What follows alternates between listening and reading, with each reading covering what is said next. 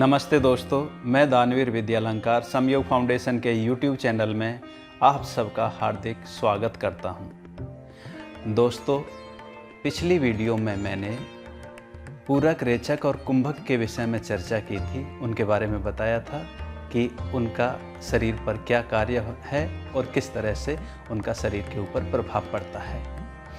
आज मैं आपके सामने बंध के विषय में कुछ चर्चा करने के लिए उपस्थित हुआ हूँ।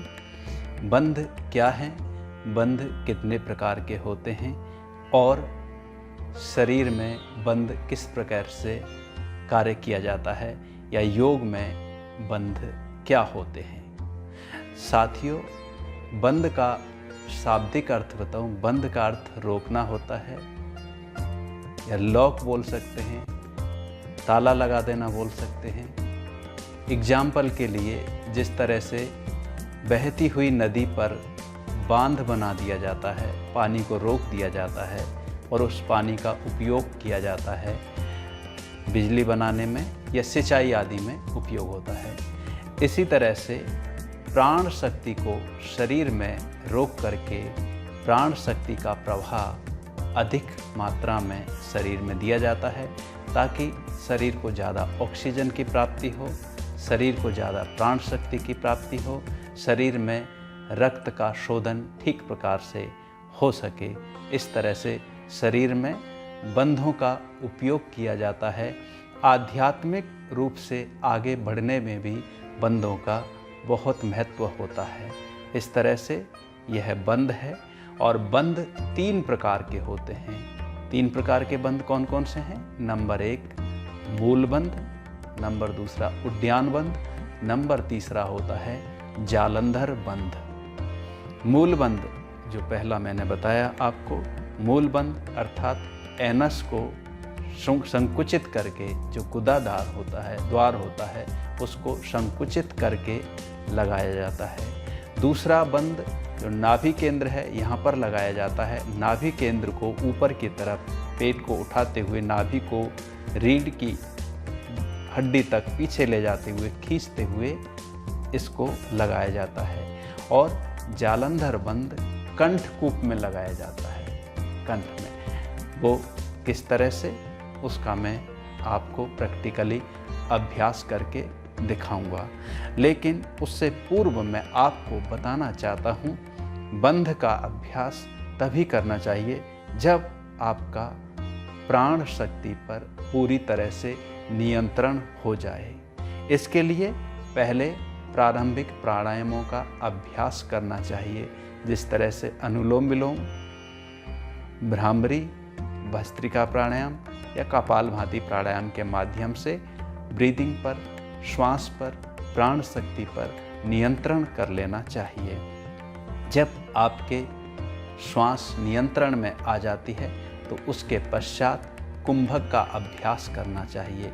अर्थात जब आपका कुंभक ठीक प्रकार से लगने लग जाए, उसके पश्चात आप बंधों की ओर जा सकते हैं और इन बंध का अभ्यास कर सकते हैं।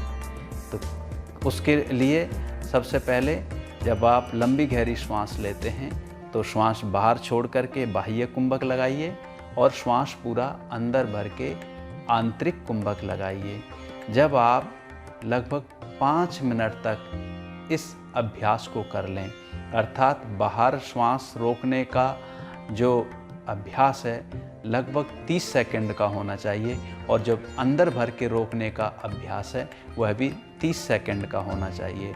और इस तरह से जब आप लगातार 5 मिनट तक कर लेते हैं तो आपका अपने श्वास पर ठीक प्रकार से नियंत्रण हो जाता है। जिस प्रकार मैं करके दिखाता हूँ। बाहर श्वास छोड़ा, अब अपनी काउंटिंग के हिसाब से 30 सेकंड रोकना है,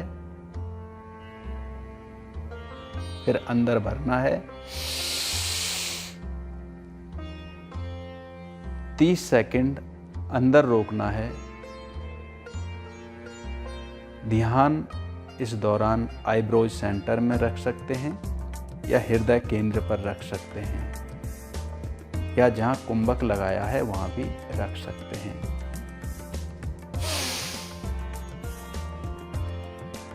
इस तरह से 30 सेकंड बाहर रोकना है, 30 सेकंड अंदर रोकना है।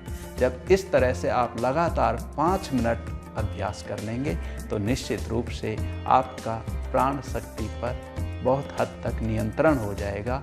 आपके प्राणायाम ठीक प्रकार से होने लगेंगे, कुंभक भी ठीक प्रकार से लगने लगेगा। उसके पश्चात हमें बंध का अभ्यास करना है।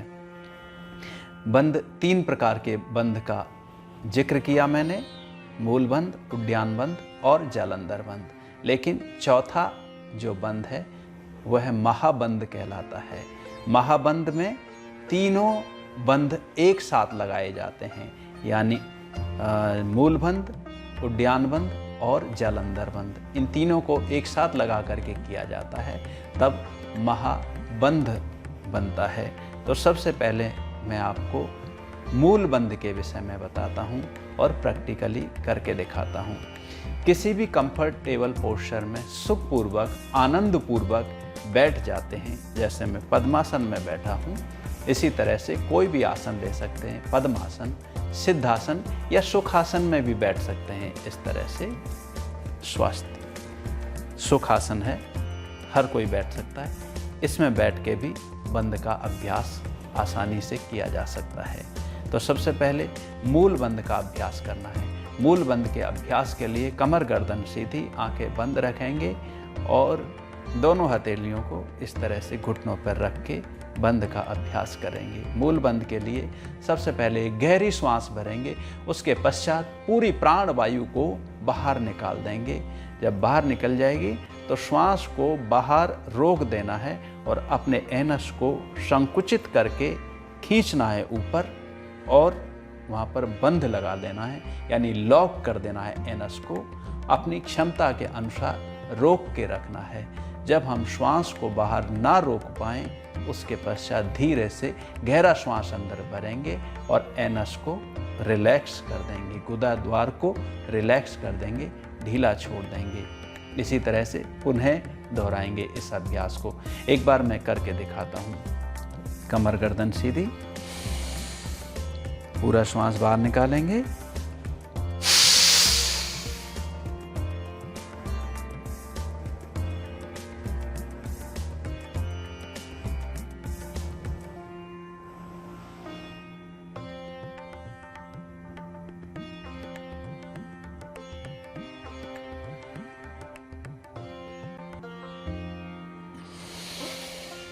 गहरी श्वास ले लेंगे। एक बार यह अभ्यास हुआ।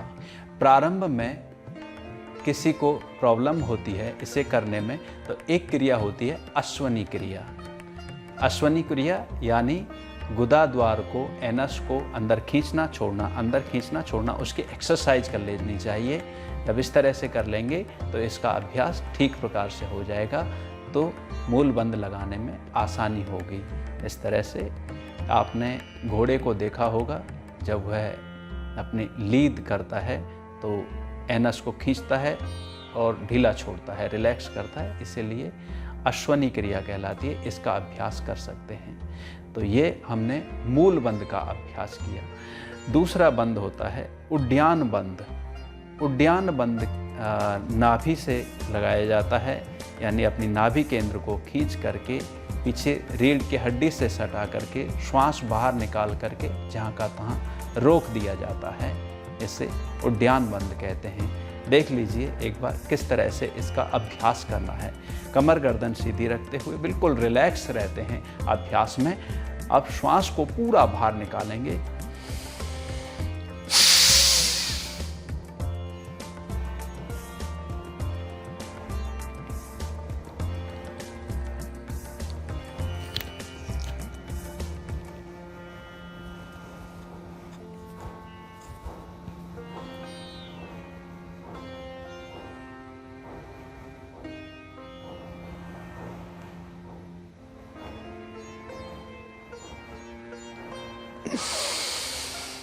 गहरी सांस ले लेते हैं और अपने स्टमक को ढीला छोड़ देते हैं। ये पेट में, यानी पेट को ऊपर उठाते हुए पूरा खींच करके स्पाइन के साथ कॉन्ट्रैक्ट कर देना है। ये उद्यान बंध कहलाता है।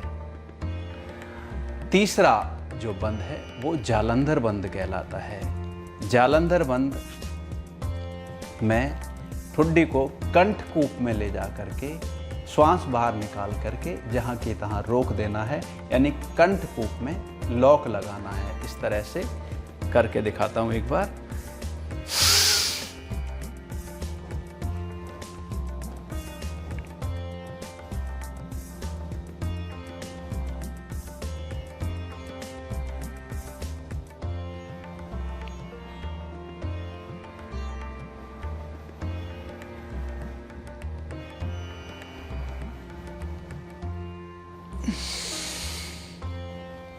दृढ़ता के साथ ठुड्डी को कंठकूप में लगा के रोक दिया जाता है। इस तरह से ये 3 बंद किए जा सकते हैं, जिसमें 2 बंद ऐसे हैं, एक जालंधर बंद और मूल बंद। अंदर श्वास भर के भी इनका अभ्यास कर सकते हैं, केवल उद्यान बंद को नहीं लगाते हैं जब अंदर श्वास भरते हैं। तो इस तरह से सांस भर के मूल बंद लगा सकते हैं और जालंधर बंद भी लगा सकते हैं। अंदर कुंभक लगा करके मूल बंद और जालंधर बंद का अभ्यास कर सकते हैं। और जब महाबंद के लिए तीनों बंद का एक साथ अभ्यास करना चाहिए। जब एक साथ होता है तो वो महाबंद कहलाता है, और महाबंद बाह्य कुंभक के साथ ही लगता है, अर्थात श्वास को बाहर निकाल करके ही लगता है। किस तरह से देखिए, सांस बाहर निकालेंगे, पहले मूल बंद, ध्यान बंद,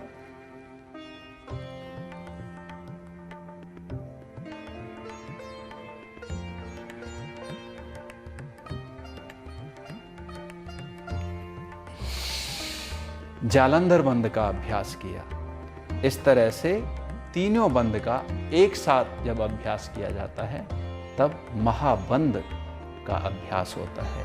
इस तरह से इन चारों बंद का अभ्यास किया जा सकता है। इनके लाभ बहुत गहरे हैं। शरीर के विकार दूर होते हैं, शारीरिक तल पर शरीर स्वस्थ बनता है, शरीर का अंदर से शोधन होता है, शरीर को ऑक्सीजन भरपूर मात्रा में प्राप्त होती है। तो इस तरह से इन बंधों का अभ्यास करके बहुत सारे विकारों को दूर किया जाता है। पाइल्स की समस्या है, पेट की समस्या है, डायबिटीज जैसे विकार हैं, अन्य थायराइड जैसी समस्या हैं, उनको आसानी से दूर किया जा सकता है। इसके साथ साथ मन को भी नियंत्रित किया जा सकता है इसके माध्यम से। जब लगातार हम इन बंध का अभ्यास करते हैं तो मन हमारा अपने नियंत्रण में आ जाता है। अपने अनुसार हम मन का उपयोग कर सकते हैं और इससे मस्तिष्क की क्षमताएं बढ़ती हैं तथा ध्यान में जाने के लिए मदद मिलती है। जब लगातार हम बंद का अभ्यास करते हैं तो हमारा ध्यान भी फलित होने लगता है, ध्यान की अवस्था में हम पहुंचने लगते हैं। इसलिए बंद के बहुत सारे लाभ हैं। मैं शब्दों में इनके लाभों की चर्चा नहीं कर पाऊंगा क्योंकि ये अनुभूति है, महसूस करने का विषय है। जितना आप प्रैक्टिकली अभ्यास करेंगे इनका, आपको लाभ प्राप्त होता जाएगा। तो आज साथियों, मैंने बंध के विषय में चर्चा की। आप प्रैक्टिकली इनका अभ्यास कर सकते हैं, लेकिन उन लोगों को बंध का कभी अभ्यास नहीं करना है जिनका कभी कोई क्रिटिकल ऑपरेशन हुआ है, उनको नहीं करना है, या अस्थमेटिक प्रॉब्लम है, या हार्ट से संबंधित कोई समस्या है, अल्सर की समस्या है, तो उनको बंध का अभ्यास नहीं किया है। अगर कोई ऑपरेशन हुआ है तो उसमें 1 आध साल बीत जाए, जब पूरी तरह से वो जगह बिल्कुल ठीक हो जाए तो उसके पश्चात ही बंध का अभ्यास करना चाहिए। तो आज मैंने बंध के विषय में चर्चा की। आप सभी का हृदय से बहुत बहुत धन्यवाद। हमारे YouTube चैनल को सब्सक्राइब अवश्य करें और फेसबुक पर भी आप हमसे जुड़ सकते हैं। धन्यवाद। आप सभी को नमस्कार। ओम शांति।